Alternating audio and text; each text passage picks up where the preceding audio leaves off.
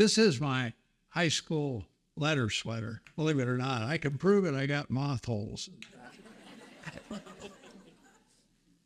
Yeah, I came to Madeira School District in 1941. I think it was 4 months before Pearl Harbor. And we moved into Miami and Damar. Now, if you were familiar with it, you'd say, well, wait a minute, that's Indian Hill School District. Well, it is now, but in 1941, there was no Indian Hill High School. And I can't be that old, but that's true. But anyway, yes, I've been in Madeira all my life, it seems like. I had 2 years with Uncle Sam, but other than that, I've been either in Madeira or near Madeira. And it's been a great experience. And the interesting thing is I traveled also, and I was always happy to get back to Madeira. It's my home, and I'm proud of it. So I'd like to tell you a few stories. There's one that really appeals to me. I hope it does to you. It's called Sawdust and Shavings. Now, I don't know, does that ring a bell with anybody? No? Oh, I see. All right. Yeah, I see a couple. During World War II, Oscar and Charlotte Meyer, who owned the Meyer Lumber Company, the biggest company here at that time, they decided that there were a lot of young Madeira people who were across the seas or somewhere displaced in the service. So they took it upon themselves to print a newspaper with all the up-to-date information about Madeira, with information like if Jim was actually over in, say Hawaii, they would say that. So it was a newspaper with nothing but information about Madeira people. And they sent it to every Madeira serviceman or woman that they had a location for. They paid for everything. And I asked, their son, by the way, was a classmate of mine. And I talked to him, and he said that they thought they put out somewhere between 8,000 and 10,000 newspapers. Can you imagine that, sending them all over?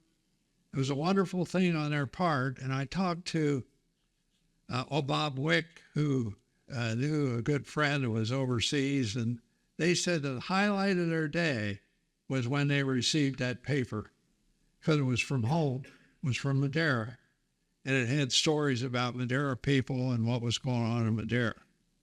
So I think that's a wonderful tribute, and it's for Oscar and Charlotte Meyer that they really appreciated it. So that's one thing I always think about. I also want to tell you about, there was a mystery here of the missing paddle that existed in Madeira for many years. It occurred in 1949. In those days, the high school was at Selman. And behind Selman was a track, as there is now. But way behind Selman, on the other side of the track, was a colony building. I don't think many people will remember that. That's where we had manual training, we boys. What was funny was there was a little baron there named Mr. Zarley and Mr. Buxton. And Mr. Buxton ruled, and that was his little kingdom. See, he was away from the high school, so he pretty well felt that he could do what he wanted. And he prominently displayed a paddle. And if you said anything wrong, or if you did something you shouldn't do, that paddle went into action and you got a swat. Well, this went on for a number of years. I kept ducking it, but one day he hit a friend of mine for the second time, and he said, that's it. So while Mr. Buxton wasn't looking or went out of the room, I don't remember which, he went over and picked up the paddle he had a jacket on because he had to walk back up to the school. He put it inside his jacket, and he walked back up to Selden, walked downstairs to where the furnace was, and threw the paddle in the furnace. And nobody knew this. Nobody ever understood what happened to that paddle. And it went on for years, and we'd talk about it. So when my class, the class of 1950, by the way, we were called the Nifty Fifties. But anyway, we had a dinner for our 50th anniversary. And during that, I asked if anybody would like to make a comment or tell a story about their high school career or whatever. So tell something about it. Well, a number of people got up and said things. And finally, this one man raised his hand, and he said, yes. He said, I will admit to the paddle. He said, I would pick that paddle up when Mr. Buxton hit me. I put it in my coat, went up, and I threw it in the furnace. And that solved the mystery that lasted for 50 years in Madeira. And the interesting part about that is, and Phil knows him, Jim Schmidt knows him, is Jack Wakefield. Did you? He'll be 92 in a couple of days. Jack. Okay. But if you would pick out, there were 52 in our class, by the way. And if you would pick out which boy do you think would be most likely to do that, Jack was down near the bottom of that list because nobody expected Jack to do it. But anyway, it was, so that finally solved it. It took 50 years to solve that problem. The other thing there was another thing that I got a big kick out of. You know, we had a superintendent, Mr. Selman, and we had a principal, Mr. Derricks. Well, it was a good guy, bad guy thing. You know, the superintendent was a good guy. He spoke to everybody, asked how they were, how you doing in school. The principal, he was the enforcer. If anybody did anything, he disciplined. So he would do this a number of times. Well, we were playing basketball in Milford, the team, and there was a fracas. I was not part of it, of course, but there was quite a bit of, and it got a little nasty. So on Monday morning, Mr. Derricks called us in, and he read the riot act and 2 and 3. And he said, this is Madeira, we don't do things like that, et cetera, et cetera, et cetera. So he said, I don't want to ever see this again. So this went on, and so spring came. And do you remember when Coney Island used to print newspapers? They'd print a headline. The paper was there, but they left a blank on the front page. And you could go over and give them, I don't know, a couple dollars, and they'd print any headline you want. So a friend of mine, 4 of us were out there, he went over and he asked to print a headline. And it said, Herb Derricks, orders 30 executed at MHS. We brought it into school on Monday morning, went into the lobby where there was a glass bulletin board, maybe some of you remember it. Anyway, he went in and he posted it there. Well, of course, as soon as Mr. Derricks heard about it or saw it, he immediately took it down and tore it up. Should have been the end of the story, but it wasn't. Turns out that some 20 years later, whenever Mr. Derricks retired, his daughter called me and said, would you say something, or do you have something we need for the retirement party? And I said, I just happen to have something. Well, it turns out there were 2 copies. Well, I walked in and said a few words, and I turned to Mr. Derricks and I said, now I have a present for you. And I posted that Herb D orders 30 executed. He turned red, purple, whatever. And I'll tell you one thing, I was glad I wasn't in school when I did that. But that, that was a wonderful time. And, I have another one I want to tell you about. During World War II, there was such a thing as rationing. Maybe some of you remember that. And my dad was up at the school talking to one of the board members, and he said, "Say, your grass is awfully long here." And the board member says, "Yeah." He says, "You should cut it." He said, "We can't." I said, "Why?" "We don't have gas, and we don't have rations of stamps. Remember the green stamps?" Or so anyway, don't have any stamps.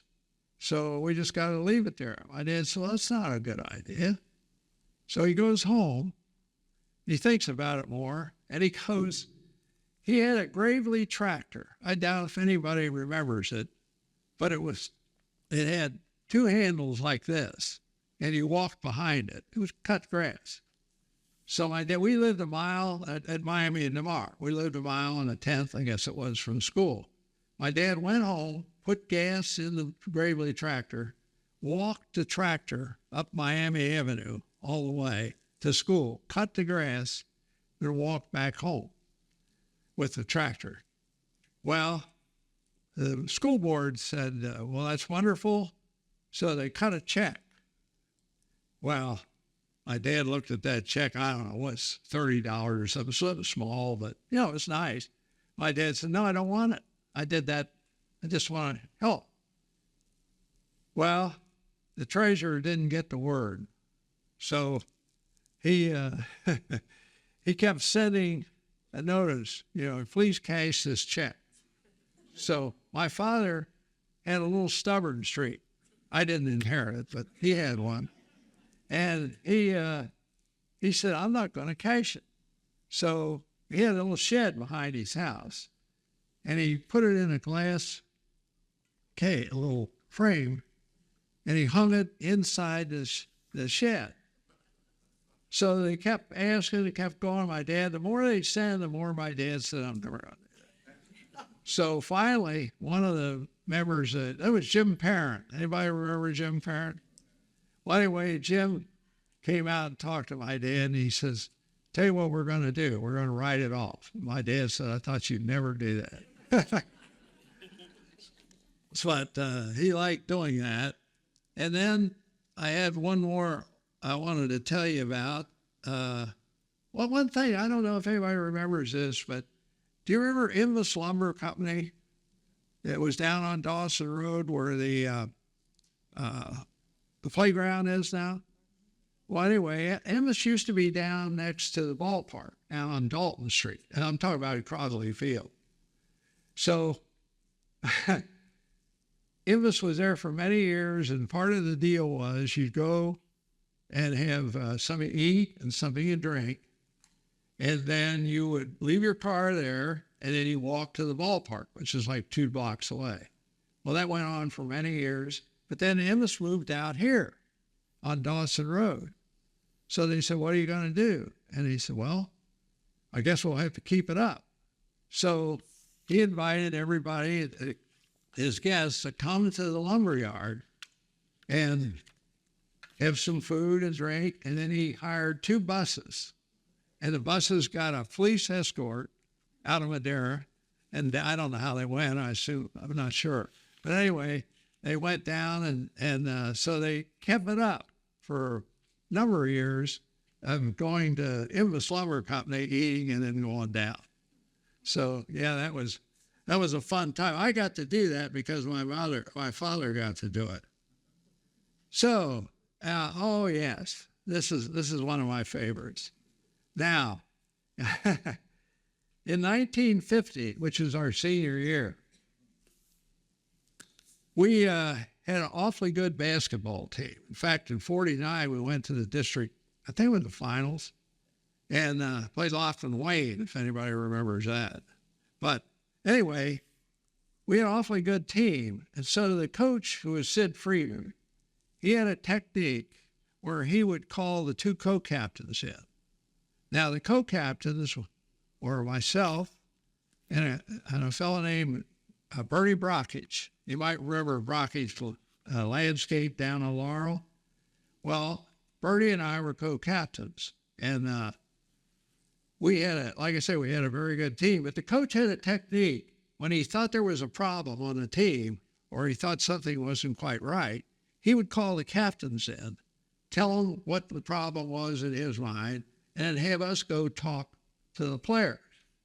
And so Bernie and I would do that. Well, meanwhile, while this was going on, the senior class play was going on. Now, the senior class play that year was you can't take it with you, if anybody remembers that.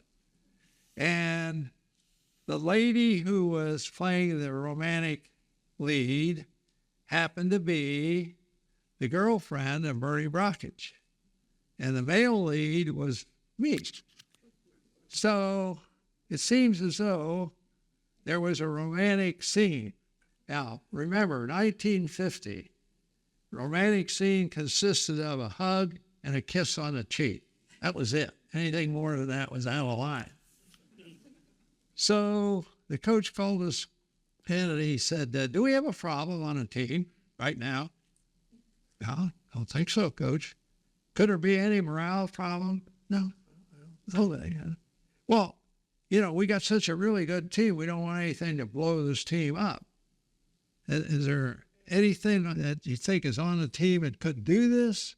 No. He said, what are you talking about? He said, well, I'm talking about Bernie's girlfriend and you are having this romantic scene. And I wondered if that's going to cause any problems later on or during the season. But we don't want it. We got a good team. I said, oh, for heaven's sake, no. And Bernie said, that's what he would say, wouldn't he? Well, that lady is here tonight who was our lead in the play. Jean Arthur was that part, by the way. And she is a good friend of mine. And, of course, she was a girlfriend of Bernie Brockage. And it just so happens that she's next on the agenda. So I'd like to introduce to you Phil Brower.